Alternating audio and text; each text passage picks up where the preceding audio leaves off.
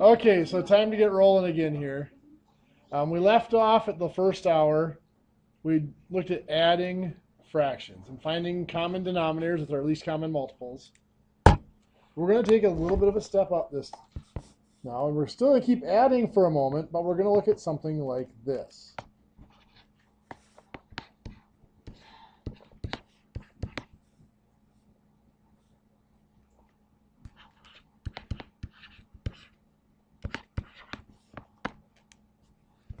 Actually, I don't want an x squared, I just want an x there for now.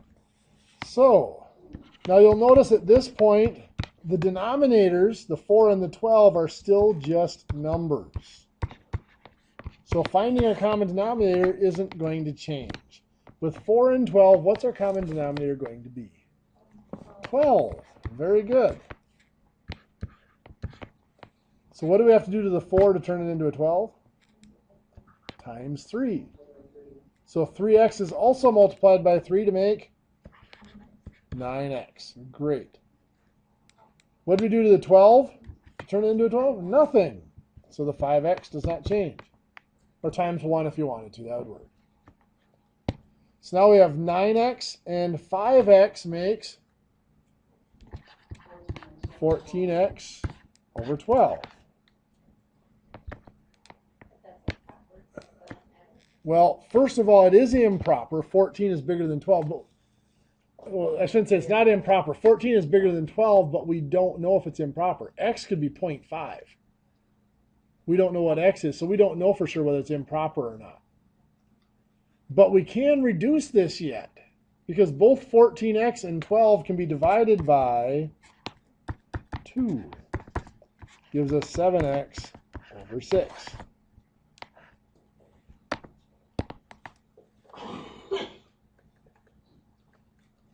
We could have 5y over 8 plus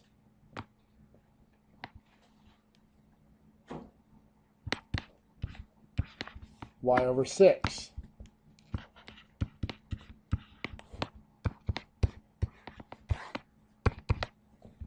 Common denominator will be 24. Very good.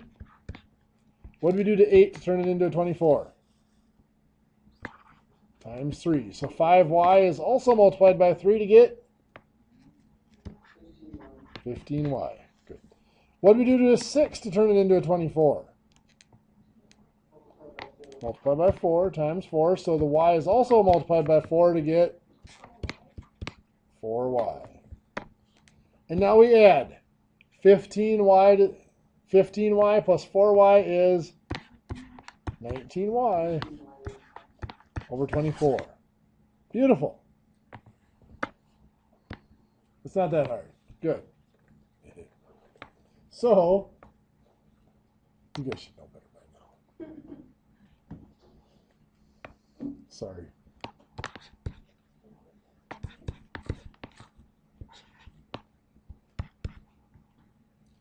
Let's do 7x over 6 plus 5 over 12x.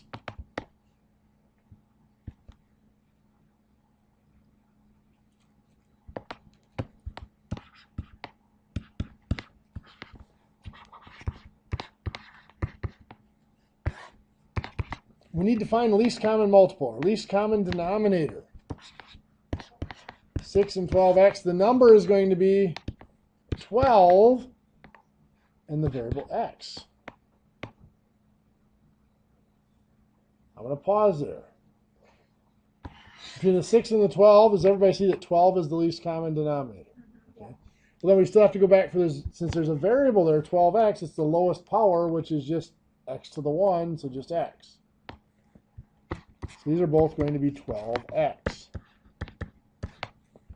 Now, what do we have to multiply 6 by to turn it into a 12x? Times 2, but times 2x to make it 12x. So 7x has to be multiplied by 2x to make 14x squared. Very good. 7 times 2 is 14. X times x is x squared. 12x gets multiplied by nothing, by 1 if you want to make 12x. So 5 times 1 is still 5. Here's where it gets a little dicey. What is 14x squared plus 5?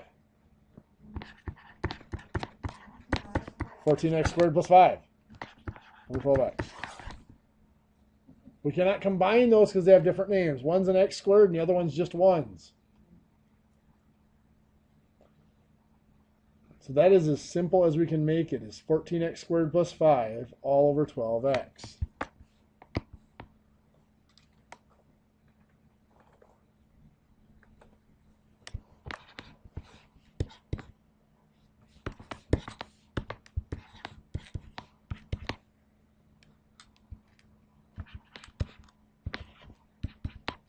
So let's look at 3 over 8x plus 5x over 6.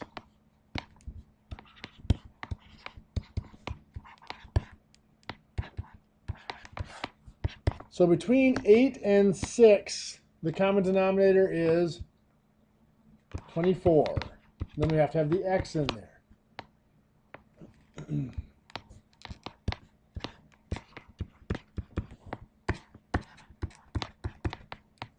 What do we multiply 8x by to turn it into 24x? 3. So 3 times 3 is 9. What do we multiply a 6 by to turn it into 24x? 4x. So 5x times 4x is 20x squared. 9 plus 20x squared is 9 plus 20x squared, or 20x squared plus 9, whichever way you want to write it, all over 24x.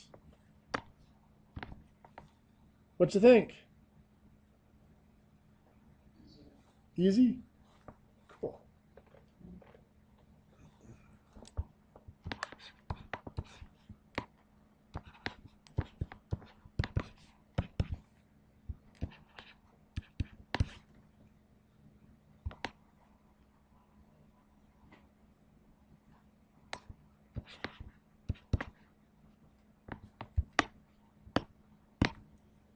So we have 7 over 3x squared y and 5x, actually it should have been just 6y, sorry. 5x over 6y. What's my common denominator going to be? 6 for the numbers, for x to the, no, x squared, because there's a squared there. And then y, just y. Just y. So 6x squared y, 6x squared y. Now to turn 3x squared y into 6x squared y, we just multiply by 2. 3 times 2 is 6, and we already have the x squared y. So 7 times 2 is 14. Turn a 6 into a 6, we multiply by 1, but we have to turn the y into an x squared y, so we have to multiply by x squared. So 5x times x squared is 5. X to the third, very good. So 14 plus 5x to the third is 14 plus 5x to the third, all over 6x squared y.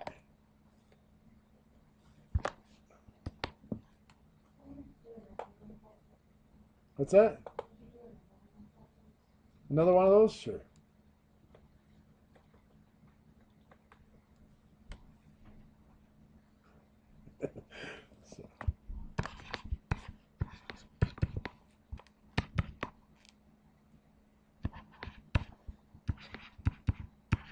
In fact, I'm going to let you try one. 8 over 9x plus 5 over 6x squared. Give that one a shot. Common denominator. 18x squared. Very good. I factored it out over here. We've got 2's and 3's. It's just 2 and 3 squared. So that's where the 18 comes from. Then, of course, between x and x squared, the higher power is the 2, so x squared. 9x has to be multiplied by 2 and then x. Good. So 18 times 2x is 16x. 6x squared has to be multiplied by 3. So 5 times 3 is 15. So now 16x plus 15 is 16x plus 15 over 18x squared. Perfect. Well, with that under our belts, subtraction should be really easy.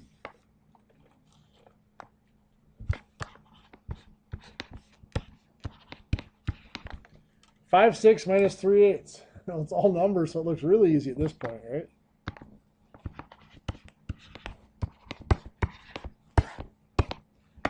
Just like with addition, we could do the factoring here if we wanted to. 6 is 2 times 3, and 8 is 2 to the third.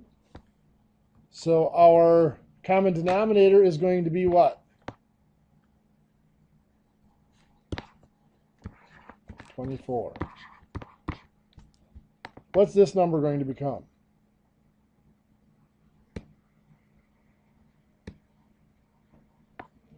20. 6 times 4 makes 24. 5 times 4 makes 20. What's this number going to become? 9. Good. 8 times 3 makes 24. 3 times 3 makes 9. And now instead of adding, we're subtracting. So we're going to take 20 minus 9 makes 11 24ths. What do you think? Better than the last ones?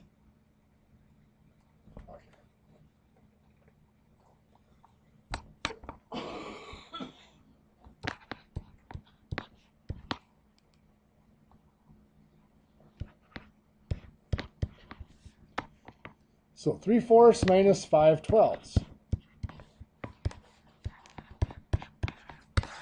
Common denominator will be 12. So this is going to become 9. 4 times 3 makes 12. So 3 times 3 makes 9. This will be just 5. We didn't change the 12, so we don't need to change the 5. So we subtract 9/12 minus 5/12 is 4/12. All done? No, what do we have to do? Yeah, both of those can be divided by 4 to give us 1/3. Just because we found the least common denominator does not mean we don't have to reduce when we're done. With subtracting, it's common to have to reduce when you're done.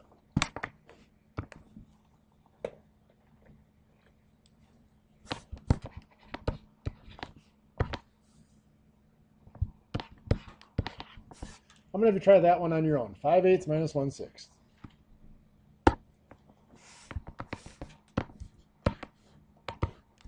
Common denominator, 24. This is going to be 15. Good. 8 times 3, so 5 times 3. This is going to be 4. 6 times 4, so 1 times 4. We subtract. 15 minus 4 makes 11 24ths. How many of you had 11 24ths? Good deal.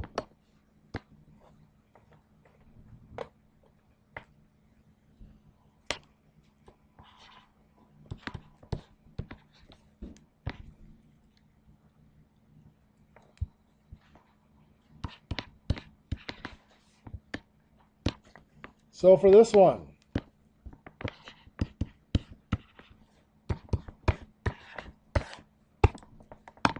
common denominator is going to be what?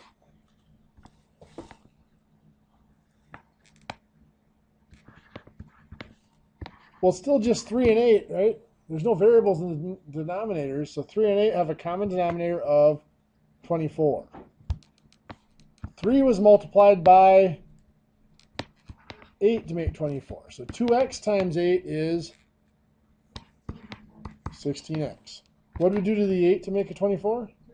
Times 3. So x times 3 is 3x. Very good. So then we subtract. 16x minus 3x makes 13x. Those are both x's, so we can combine those. So 13x over 24.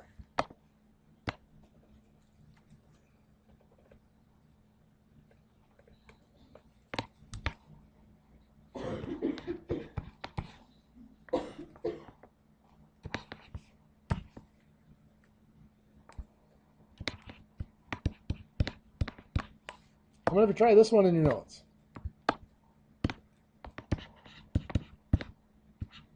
Five x over 6 minus 3x over 4.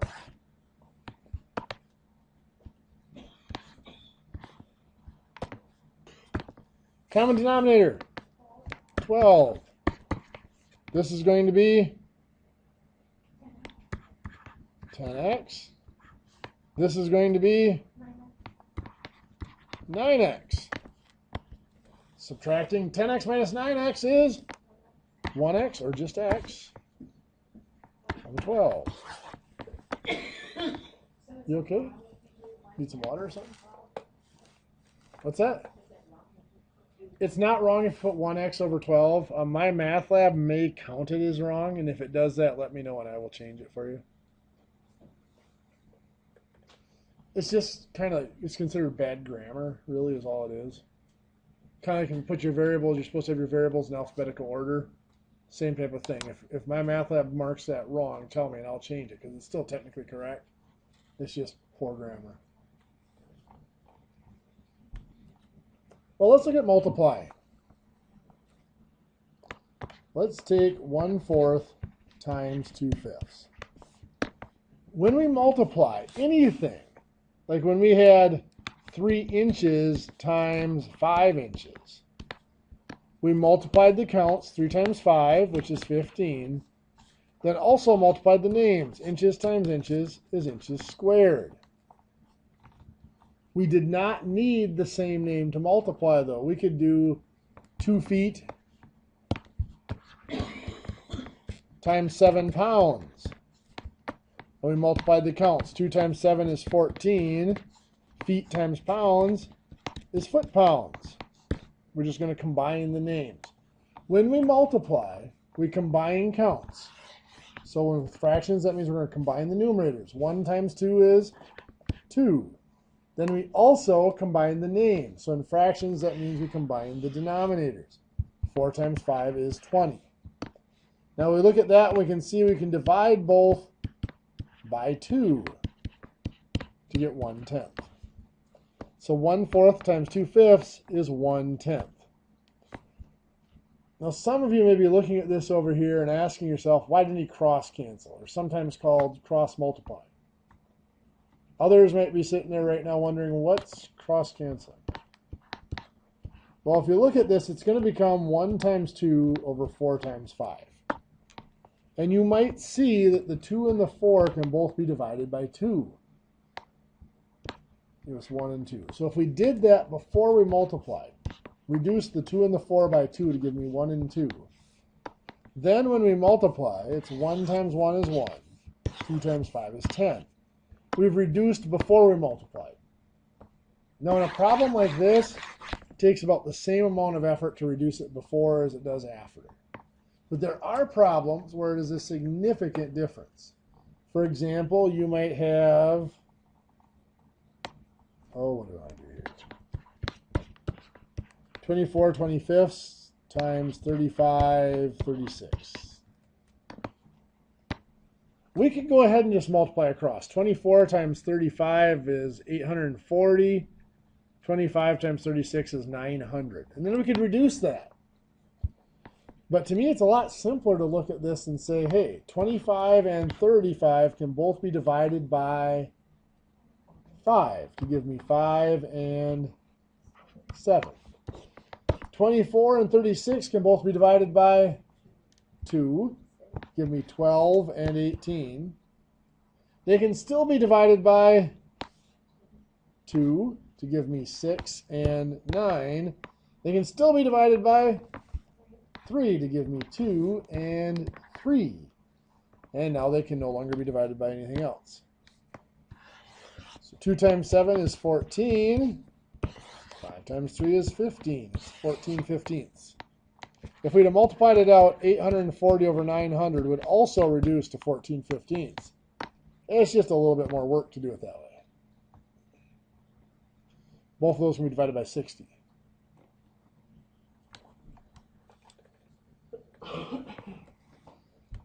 So let's take a look at 7/8 times 4/21.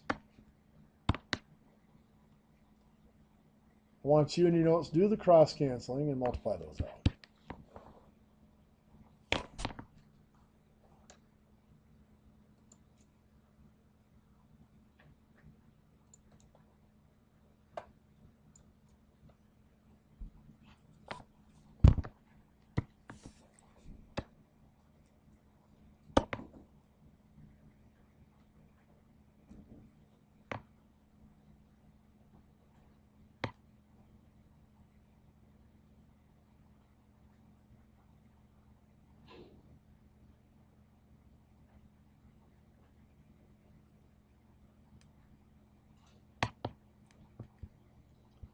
So what can we cross cancel here?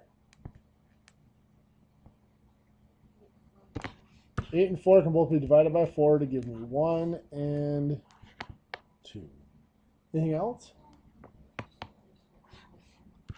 7 and 21 both divide by 7 to give me 1 and 3. So now I'm going to multiply straight across. Combining my counts, 1 times 1 is 1. Combining my names, 2 times 3 is 6. That's 1/6.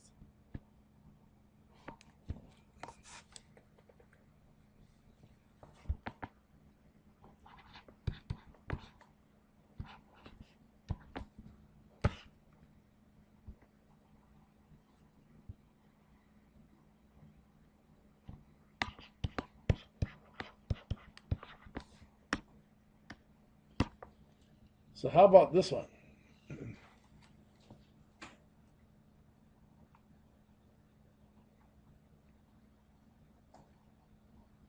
Just like when we were reducing fractions with variables in them, when we're multiplying or dividing fractions with variables in them, it's easiest, for me at least, if there's a different way that you do them, that's fine. But for me, it's always easiest to separate the numbers from the variables. So I'm going to pull out 3/5. Does everybody see where the 3/5 comes from? I just left the x behind. And I'm going to pull out 7/15. And I'm going to multiply those. Can I cross cancel anything?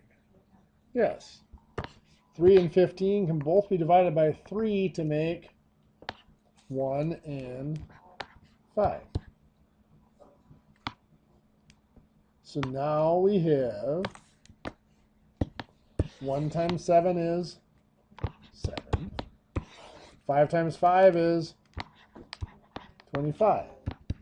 So in our answer, the numerical portion is going to be 7 and 25. Now I pull out the variables. And I'm just going to write what's on top and what's on bottom. On top, I have x, and on bottom, I have x squared. And I'm going to treat this just like reducing it. First of all, is there anything I can combine on top or bottom? And it sounds like a silly question because there's only one in each spot, but we have to ask it. So now it's just like reducing a fraction. X and x squared, the bigger power is on bottom, so the x is going to go on bottom. And what power is it going to be? Just x. It's x to the 1 and x squared, we subtract to get 1, so it's x to the 1 or just x. So that multiplies to make 7/25x.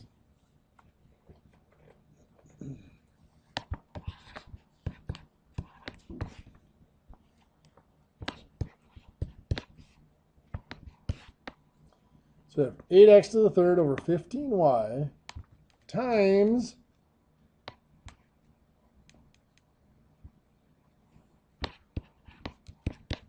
15y to the fifth over 32x to the fourth. Again, I'm going to pull out the numbers. So 8 over 15, and over here I have 15 over 32. Can I cross cancel? Yes, big time. Which one thing I can cross cancel? Okay, 50. We got the 8 and the 32. We also have 15 and 15 can both be divided by 15. Give me 1 and 1. 8 and 32 can both be divided by 8. Give me 1 and 4. Could have divided by 4 and had 2 and 8, and then you divide by 2 again. So now multiplying through, 1 times 1 is 1. 1 times 4 is 4. So in our fraction over here, the numerical portion is 1/4. Now I put the 1 in there for now, just in case we need it. But if there are any variables on top, do we need to keep the 1? No, we won't. We can take the 1 back out of there. So now looking at the variables, on top I have an x to the third and a y to the fifth. Can I combine those two at all? No. On bottom I have a y and an x to the fourth. Can I combine those two at all? No. So now for my solution, where's the x going to go? Bottom, what power? Just 1, so just x. Y goes top, what power? 4, because this is y to the 1, 5 minus 1 is 4. So since there is a variable on top, I can get rid of the 1. Technically, it's not wrong if I left it there, but I'm going to it's more grammatically correct to get rid of the 1. So it's y to the fourth over 4x.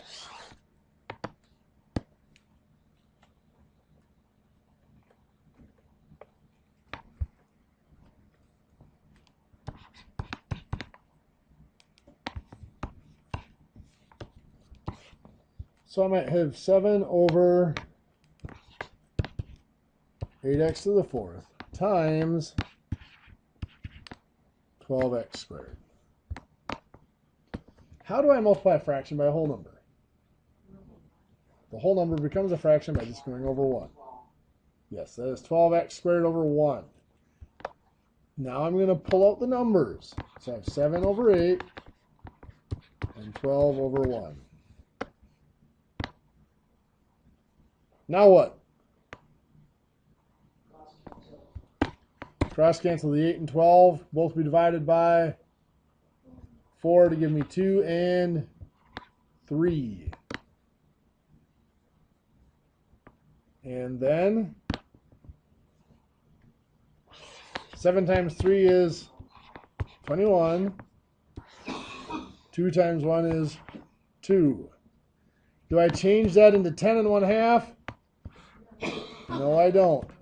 There are variables involved, so we cannot reduce it into a mixed number. Now, if by some chance the variables were to happen to divide out or cancel out, then we could. If in the end we're left with no variables, then we can change it to a mixed number. But that very seldom happens. So now we're going to pull out our variables. What do we have on top? X squared, and on bottom, x to the fourth. So we're going to end up with x on top or bottom? Bottom, and x to the power of 2. So 21 over 2x squared. What do you think? Better than a sharp stick in the eye? Okay. Well, let's look at division. We have said that division and multiplication follow the same rules. We just looked at multiplication and said we multiplied straight across. So can we divide straight across? Can I take 12 25ths divided by 4/5 and do 12 divided by 4 is 3, 25 divided by 5 is 5? Does that work? Yeah. Sure it does. Is that the right answer? Yeah, it is. Does it work every time? Sure does. Why don't we do it that way? Well, we don't do it that way because we run into problems that look like this.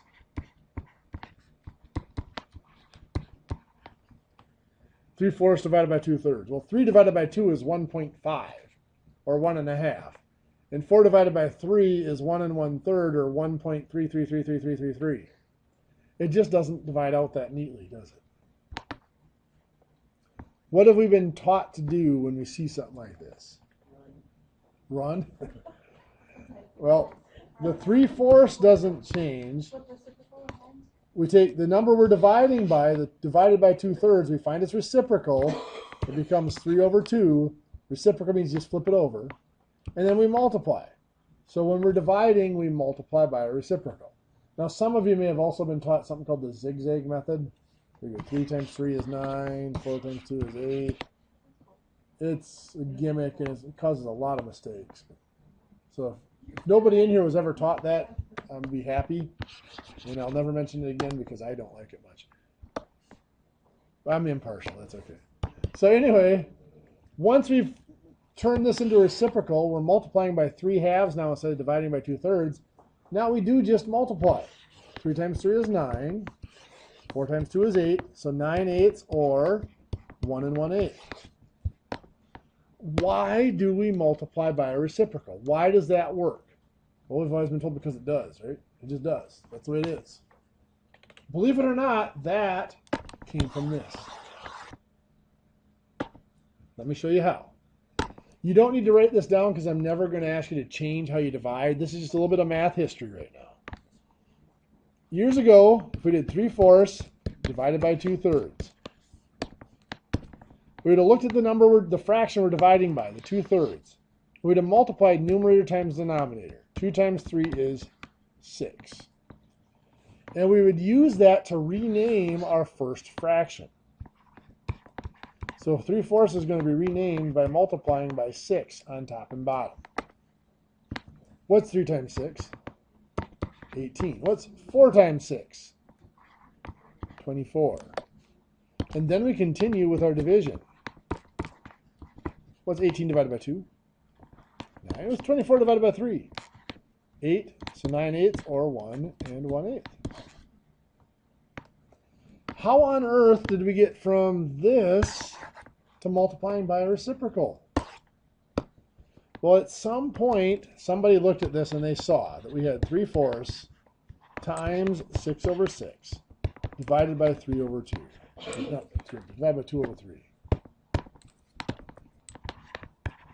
And what they realized was, if we stretch our rules on our order of operations a little bit, and if we do this division before we multiply, 6 divided by 2 is 3. 6 divided by 3 is 2. What we always get is this fraction flipped over, upside down.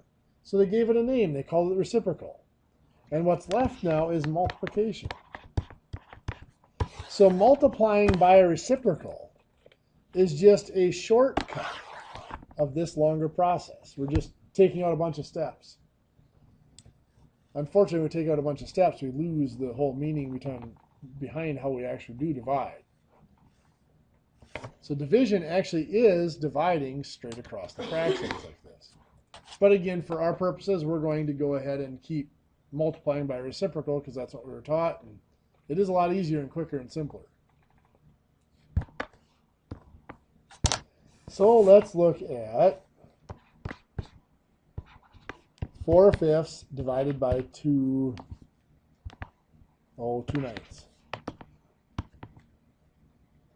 What are we going to do? The 4/5 doesn't change. It's the number we're dividing by. We're dividing by 2/9. So it becomes times 9/2. Now, since this is multiplication now at this point, we can cross cancel just like any other multiplication. 4 and 2 both can be divided by 2 to give me 2 and 1. And now I multiply across. 2 times 9 is 18. 5 times 1 is 5. Can I reduce that to a mixed number? Yes, I can. All that's left there is numbers. There's no variables or anything there, so I can reduce this. 5 goes into 18 3 times with how many left over? 3. So 3 3/5.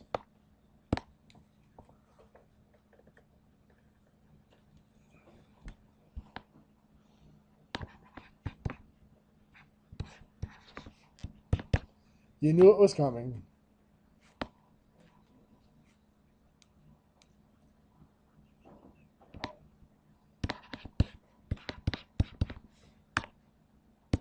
So here it is.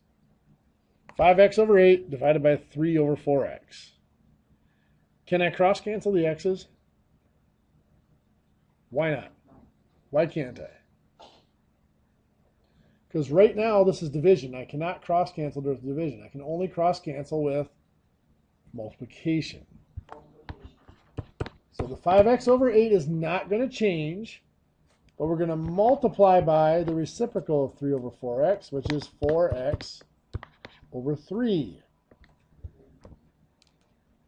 Now, just like with any other multiplication, I'm going to pull out the numbers. 5 over 8 and 4 over 3. Can I do anything with those before I multiply them? Yeah, 8 and 4. 8 and 4 both divide by 4 to give me 1 and 2. So now I multiply. 5 times 1 is 5. 2 times 3 is 6. So numerically, I have 5/6 here. For the variable, I have x times x on top, don't I? Do I have anything on bottom? No.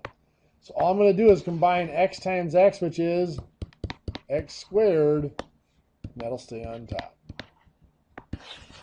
So 5x squared over 6.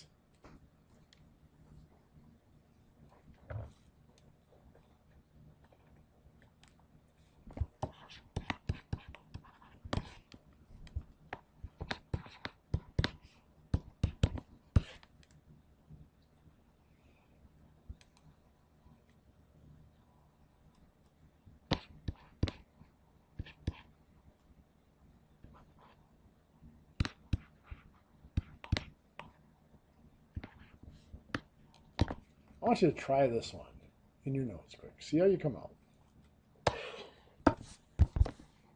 Okay. Just get an answer yet? Getting close? No? All right, I'll give you a couple minutes. First thing we're going to do is change it to multiplying by the reciprocal.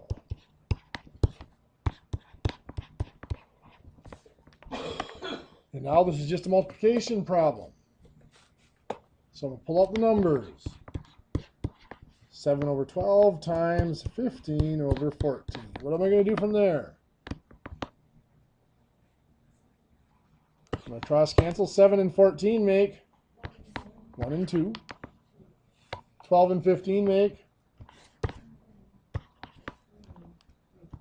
Divide by 3 to get 5 and 4. There we go.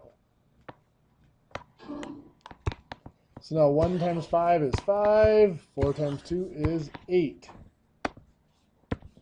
So we have 5 over 8 for the numbers. Variables.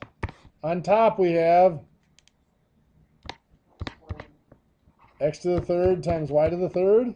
And on bottom we have y times x to the fifth. So x is going to end up where? Bottom, a power of 2. X to the fifth and x to the third, the difference is 2. The bigger one's on bottom. Y goes on top, because y to the third is bigger, it's on top. And a power of 2. 3 minus 1 is 2. 5y squared over 8x squared. How are we doing? Okay, well, I think I've made it as bad as I want to for the night. So there is a new quiz based on the ratio and proportion from last Thursday that is due tomorrow, Wednesday at 11:59 p.m. And there is a new homework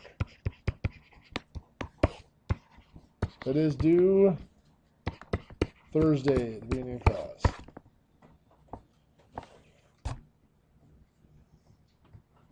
Have a great couple days.